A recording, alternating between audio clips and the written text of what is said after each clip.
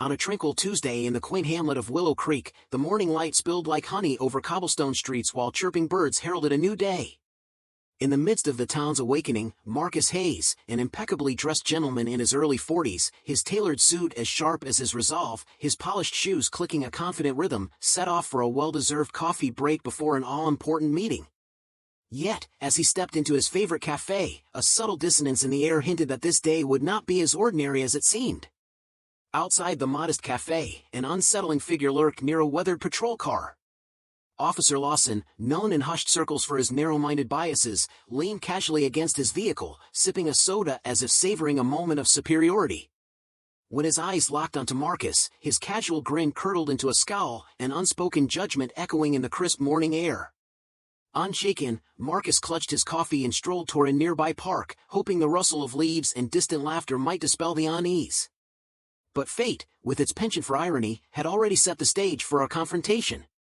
"Hey, you there," a voice sliced through the calm, laden with suspicion. Marcus turned, his brow creasing in quiet confusion as Officer Lawson emerged from the shadows near the park's entrance. "Is something amiss?" Marcus inquired, his tone even yet edged with wariness. With a hand resting provocatively on his belt, the officer barked, "I haven't seen you around these parts.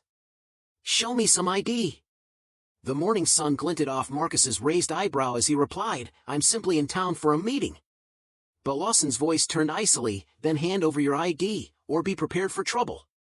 Reluctantly, Marcus retrieved his wallet. The officer snatched the identification and scrutinized it as if decoding a riddle. "Marcus Hayes, huh?" Lawson muttered, his words dripping with condescension. "A name like that, unusual for a man like you." Marcus's jaw set firmly in silent protest, yet before he could object, Lawson's next command cut sharply through the air, "Step aside for a search of your vehicle."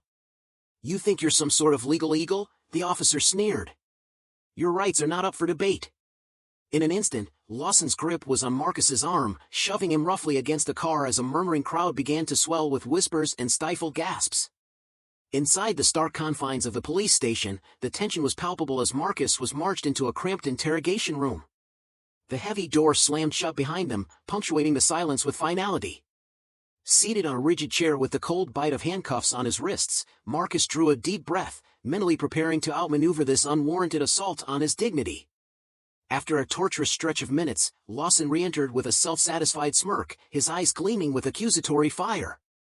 "So, Marcus Hayes, what exactly brings you to Willow Creek?" he demanded. With measured calm, Marcus answered, "I'm here on business." But Lawson leaned in, his tone laced with disbelief, "That's a lie. I know you're hiding something." A charged silence followed before Marcus coolly countered, "Perhaps you haven't yet met the authority I command." Lawson's dismissive chuckle filled the room. "Another upstart thinking he's above the law?" he mocked.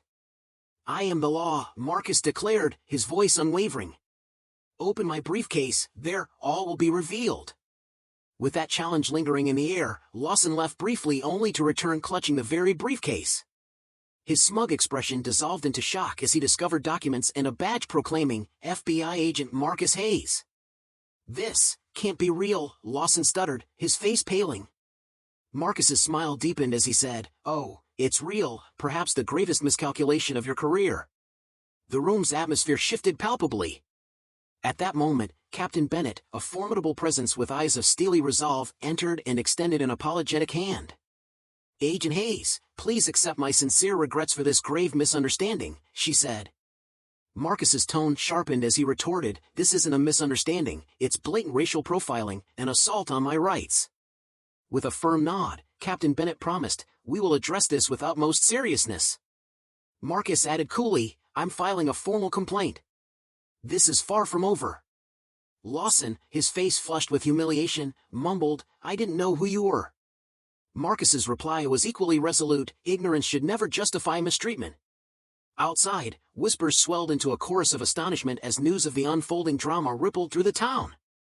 A local reporter approached, microphone in hand, and asked, "Agent Hayes, care to share your thoughts on today's events?" Meeting the camera's gaze directly, Marcus declared, "Today reminds us that our journey toward true justice is long, but fairness and truth will always find a way." The very next day, Officer Lawson faced suspension and a formal investigation was set in motion. This dramatic encounter, steeped in injustice yet illuminated by the beacon of accountability, reaffirmed Marcus's unyielding dedication to the cause of justice, not merely as an FBI agent, but as a man who refuses to be silenced. As the sun dipped below the horizon, Willow Creek trembled with the promise of change. Could a single act of defiance ignite a revolution of fairness? The lingering question hovered in the twilight, urging the town, and perhaps the nation, to rethink the boundaries of prejudice and power.